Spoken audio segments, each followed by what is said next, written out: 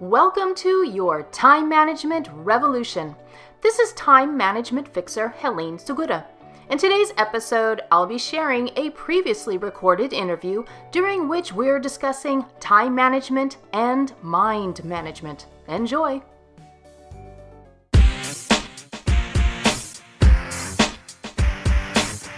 Mind Your Own Business Radio. Good Saturday morning. I'm Debbie Davis, and this is Mind Your Own Business Radio, the Business Hour. We have two great guests today. First is Helene Segura, and second is Frank and Nancy Novotny. We're talking about a cell tower issue here in Biddeford, so stay tuned for that. But up first, let's talk with Helene Segura. Helene Segura is the efficiency assassin and owns Living Order SA. She teaches business owners and professionals on the go how to kick chaos to the curb. So let's bring her on right now. Helene Segura, welcome to Mind Your Own Business. Thank you, Debbie. Now, you are the efficiency assassin. What a great name. How did you come by this? Well, when it got down to the nitty-gritty, I realized that what I was doing with my clients is helping with their inefficiency because they were having so many challenges related to that. And I have a really gung-ho, kick-butt attitude. And so one day I was sitting around and I thought, you know what? I kill wasted time, so I am the inefficiency assassin. Oh, I love it. I totally love it. Now, tell me, how do you exactly help business owners? Because I know that you have a lot of clients that are business owners. Right. So if it's a large group and I'm doing a training or a keynote, then I'm focusing on brain research, but making it entertaining and applying it to real life. Now, once I can get into one-on-one consulting or coaching, we can get down into the nitty-gritty, and we start working on their thinking styles, their brain types, their personality, their working styles, so we can determine the best way for them to go about their days and be more productive, because there's not really a cookie-cutter pattern you can use. Everything is very individual. What does it really mean to be productive? Isn't that different with each person? It is. Everybody will have their own definition. So the best broad or general definition to use would be, if you're productive, you're able to use your time efficiently enough during the day so you can run your business the way you want to and live your life the way you want to. Ooh. Then a lot of us are not very productive. I know so many business owners, especially small business owners, that are working so many hours of the day that they don't really have much of a life. So they need you. They need you, Helene. Yes, and isn't that ironic? It defeats the purpose of being self-employed if you can't live the life that you want, because so many of us went into business because we didn't want to work for the man anymore, and we wanted to be able to set our own schedules, but then we get caught up in having the freedom to set our own schedules. Or they just could do something better than the company could do it. I could do this more efficiently, and I could do this on my own, and oh boy, isn't that exciting. But then the realities of, working it all into your lifestyle and actually running the business part is usually not the strong point. Precisely. So many business owners have a passion for whatever is the focus of their business, and just like you said, they don't realize there are so many boring details that do go into running a business, and that part, unfortunately, is what bogs so many business owners down. They get caught up in those small details, and they don't have as much time anymore for their passion or their personal life. So how does being unproductive affect our business? I mean, if we're in there 20 hours a day, aren't we getting stuff done? Isn't it going smoothly? Well, you might be getting stuff done within that 20 hours, but what if you could get the same amount of stuff done in half the time and therefore be able to have a life or get a full night of sleep? So there are studies out there that show that the average white-collar worker loses 30 minutes per day just looking for something. It might be a file on the computer or an actual paper file in a cabinet. And then if you add on distracted time or procrastination or not knowing which step to take next, lost time starts to add up to almost 3 hours a day. So if you start doing the math, 3 hours a day is 15 hours a week, it's 60 hours a month, and so that's over 600 lost hours per year. That's a third of your work time. So imagine either playing hooky a third of the time because you weren't doing anything productive anyway, or turning that time into even more productive hours or more billable client hours. So being unproductive has a huge effect on anybody's business. Wow, you were talking to me when you mentioned looking for something. I am always wasting time, in my opinion, looking for something, or waiting for something to download, or waiting for something to render. It just drives me absolutely crazy. And time is so precious, right? It is precious because that's the resource that we can't get more of. So a lot of people stress about money, and that's very understandable. But there is always a way that we can get more money. But we can't do that with time. We only have those 24 hours in a day. Nobody else gets any extra. So we have to make all of those hours count. You know, I once wrote an article about which is more important, time, money, or health. And in the end, I concluded time, because it is finite. Yes. You only have so much of it. You're only here for so long. Yes. So to get back time, what can we do to get back more time? It really comes down to good decision making. We need to make decisions about our priorities. We need to make decisions about what next steps need to get accomplished. And in the moment when people are asking us to do things, or even if we're by ourselves and we start getting these crazy ideas and tangents in our head, we need to make the right decision about what to do next with our time. And I know that for a lot of right-brained, artistic people out there, they might be rolling their eyes saying, "Lady, are you crazy? There's no way I can structure my day that much." Right. But the more structure you have in your day, the more time you'll have for creativity or fun or having an unstructured part of your day. So it's really important to focus on good decision-making in order to get that time back.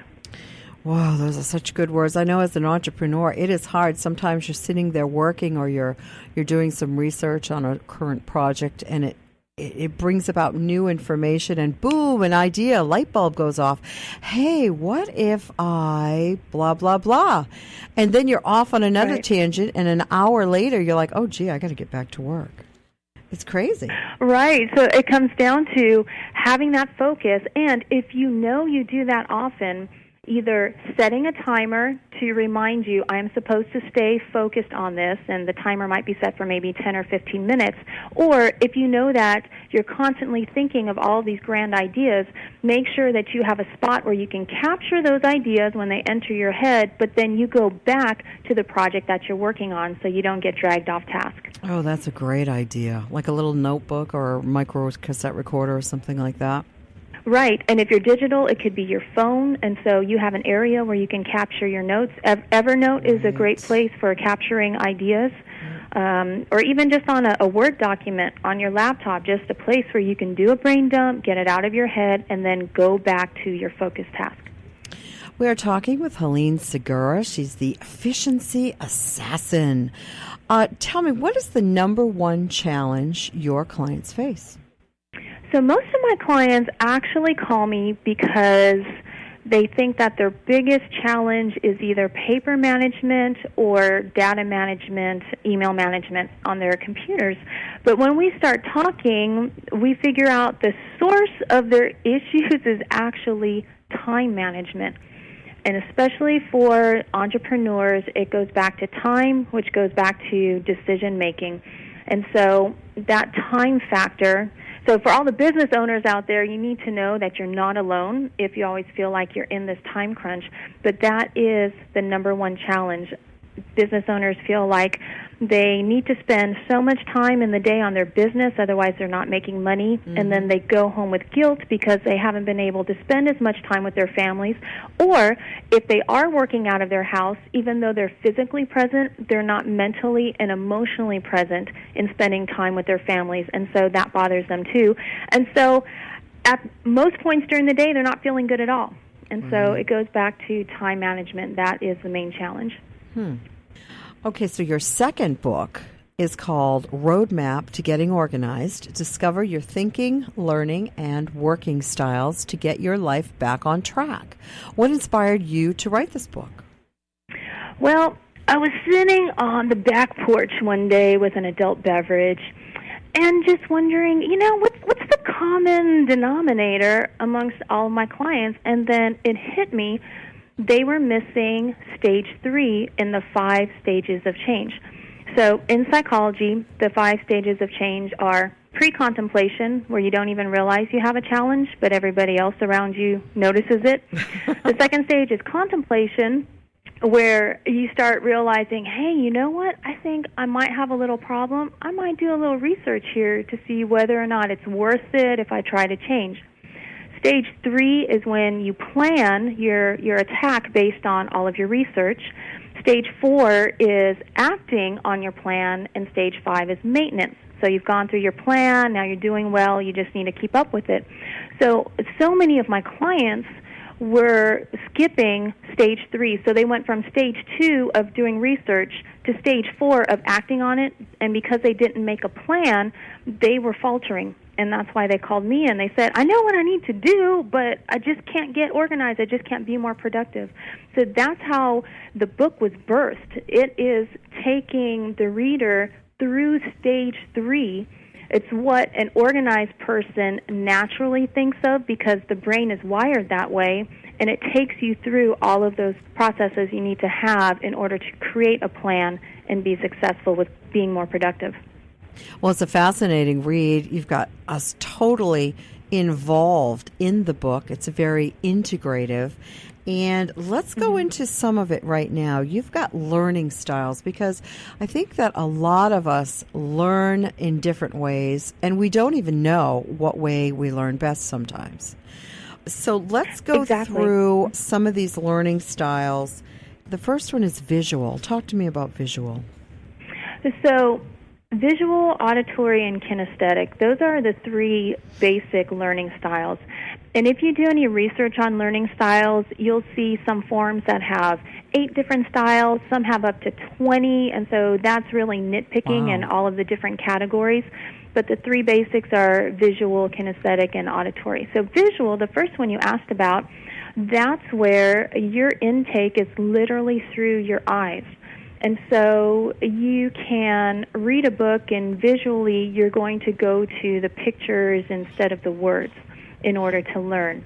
Or you like to stare at charts and graphs as opposed to listening to somebody explain something. Visually you love colors. You love to see perfectly aligned objects, and if something's out of whack, that's really going to bother you. So most of how you intake your information is done through your eyes. And that's why for visual people, if you have a cluttered-looking space, it is very distracting to you because visually you can't concentrate because things aren't in alignment. Well, it's funny because in the book you've got little check marks that says check these, next to the characteristics that describe you. You like to see things. If it's hidden, you'll forget about it. Now, that's me. If it's hidden, I might not ever remember it again. If it doesn't look right, though, that doesn't bother me. That doesn't bother me at all. When you take a course, you prefer a video or a classroom setting over a CD or podcast. So I'm going through all these things. There are others here. But then what I love that you have in this book is what you need to know. So you say, if this is you, if you've checked a lot of these, it will be helpful for you to map out projects on paper or on the computer so you can see the direction you're going to take. That is so important to some people because mentally they can't see change. For instance, if you're going to remodel your kitchen, You tear it all out, and they say, okay, what we're going to do is we're going to move this over here, we're going to put that there, and this and that. They can't see it in their head. They need to see it on paper. And so when I was reading this, I'm like, oh, I get it. I never really thought about the way in which I learn the best, the easiest. So it'll stick with me and stay with me. You know what I mean? Exactly. And, a lot of people, especially today where so many of us feel pressure to go completely digital and to go paperless, I do completely understand that getting paper out of our lives as much as possible is helpful. But for visual people, paper is still really important because that's how we're able to sketch out ideas and map out plans and also have other people do the same for us so we can understand what it is that they're trying to get across to us. Oh, I just love this stuff. It's so helpful. Okay, let's move to auditory. Sure. So auditory learners are those who intake information through their ears. It's through hearing. So they could literally have their eyes closed and just listen to information. They don't need to see anything necessarily to learn, but it's taking in the information from their ears. So they're really good listeners at meetings. Even though this person might be doodling on a notebook, they're actually listening to every single word you say because that's how they intake information. So sounds can be helpful or hurtful to you. So if, say, you have an employee working for you and they listen to a different kind of music than what you're used to, then that sound might actually affect how productive you can be with your work because you find it distracting. And so being aware of that, you can either make sure you have your own set of music or have earbuds or talk to your employee about them wearing the earbuds, and so that way you don't hear the music. But just being able to understand, oh, this is how I'm able to intake information, or this is why I feel distracted because of those sounds, it makes a difference in the workday. Yeah, I think because I'm in radio, I tend to lean more towards the auditory way of learning. And I find since I've been in radio, when the TV's on in the background and there's an interview going on, I'll notice every once in a while, even though I'm not looking over there, he didn't answer the question. He was asked a question, and he clearly dodged it. He did not answer it, or he didn't address it. He brought up a different point altogether. And though my husband, who's sitting there watching it, will say, "Oh, he didn't? You don't think he answered it?" Because he learns visually, and evidently his body language and everything was pleasing, and so he was okay with his answer. But Exactly. I think radio people tend to be more auditory people, so that's interesting. Love it. You can be a combination of these two. So you can be predominantly auditory but still have some visual learning within you. So for me, I'm actually visual kinesthetic being the third style.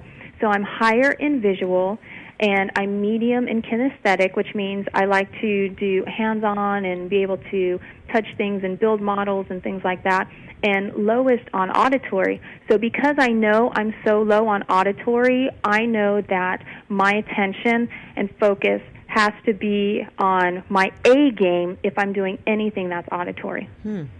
This kinesthetic is interesting. You rely on moving around and handling objects to learn, work, and get through the day. Now, that to me is bizarre. I don't get it. You have a tough time sitting still. Okay. All right. Yes. I get that. Yes. So when somebody is sitting there shaking their leg, it's not necessarily because they have a nervous tic or there's something wrong with them. It could be that they're kinesthetic and they are dying to move around, but because of the environment that they're in, they're forced to sit in that seat.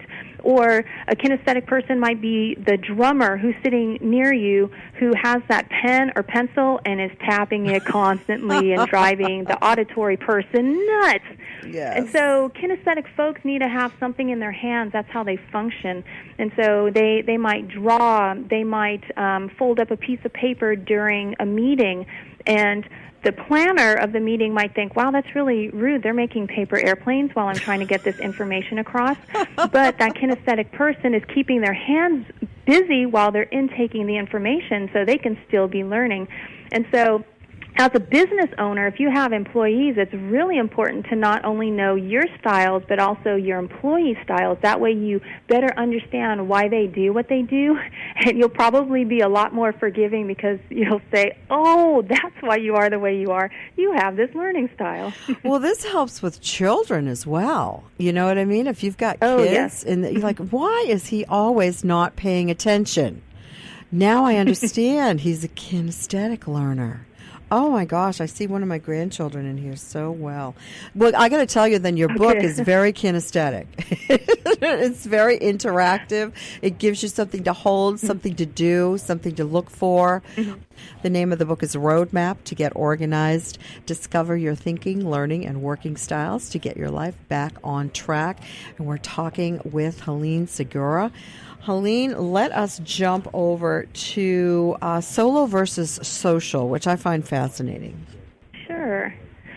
A lot of folks who attend workshops, they often hate it when the workshop trainer says, okay, everybody, we're going to get into groups of 4. Yes. The solo person is thinking, no, it's the end of the world. I have to talk to people. And there is nothing wrong with that person. That is just their working style. So a solo person loves to work on their own. They're very introspective. They just feel more comfortable if they're coming up with their own ideas, their own thought processes, and when they're ready, they'll go approach somebody else. Mm-hmm. As opposed to a social person likes to be with other people and share with other people from the start, even if those other people don't want them sharing. And so a social person would love that part of the workshop. Oh, yeah, I get to be around people. I get to talk now. I get to share. They get really excited. So in recognizing those differences with your employees, you might have your employees who are solo, they're off in corners, not because they're bad kids, but because that's how they function better. And then you can have your social people seated a little more closely together because they function better like that. And then have a separate conference room when at appropriate times the solo and the social can get together and share whenever they need to. But the solo folks really do benefit from having that alone time because they thrive in that environment. Oh, wow. Okay, global versus detailed. I never heard either one of these. Tell me about these. So your global learners are your visionaries. They're the people who come up with the grand ideas and, this is going to be our motto and this is the goal that we're going to try to obtain. And then your detailed people are the folks who figure out how to make that goal happen. Because a lot of times the global person or the visionary, they don't know all the steps that it'll take to make that goal happen. So as a business owner, it's really important that you find a balance between the two, or you surround yourself with people who are the opposite of your style. Now, getting into specific daily tasks, a global learner has a really hard time with scheduling from a phone because they can't see all of their appointments at one time. They need to be able to see the whole picture, the big picture, in order to make a better decision about their time. Versus a detailed person, they're able to get in there and flip through the phone and look at all the different days and figure out, okay, yes, this is what I need to do. So global people actually do better with paper calendars or with laptops where you can see your entire 1 week, 2 weeks, or month view of the calendar at one time to make those better decisions. Oh, I love it. Which one are you, Helene? I'm global. Are you? So I actually use 2 different calendars. I use my paper calendar before I say yes or no to something.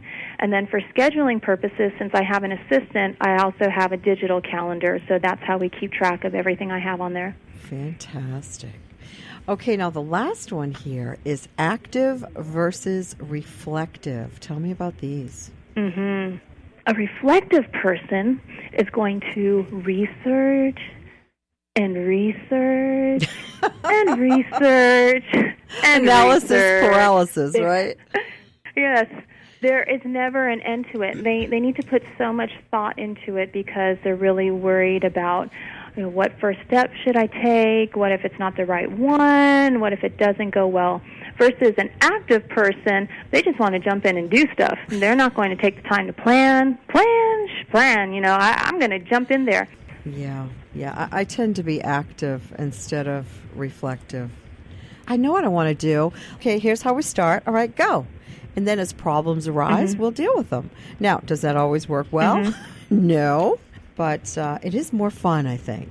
And see, that's part of the adrenaline rush, which so many entrepreneurs have. We have this adrenaline junkie inside of us, and we get a rush from having a new idea and starting on a new project.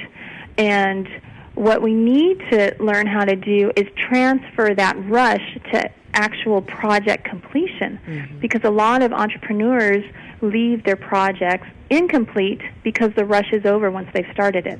So it's learning how to transfer that adrenaline rush, not from starting necessarily, but to starting and completing whatever it is you're trying to accomplish. Well, this book is amazing. I just love it. Roadmap to Get Organized. Discover your thinking, learning, and working styles to get your life back on track. And we all need this, especially if you're in business. Helene Segura, where can we get the book? You can go to roadmaptogetorganized.com, or you can go to my main website, which is helenesegura.com, and you'll see the tab for books. And my books are available in paperback and also in electronic form, so you can get it for Kindle, Nook, and iPad. Fantastic. Thank you so much for being on the show today. I think I've learned more, and I'm sure my listeners have as well. Helene Segura, thank you so much. Oh, you're very welcome. It's my pleasure. And please remember to mind your own business. And please remember to kick chaos to the curb. Love it.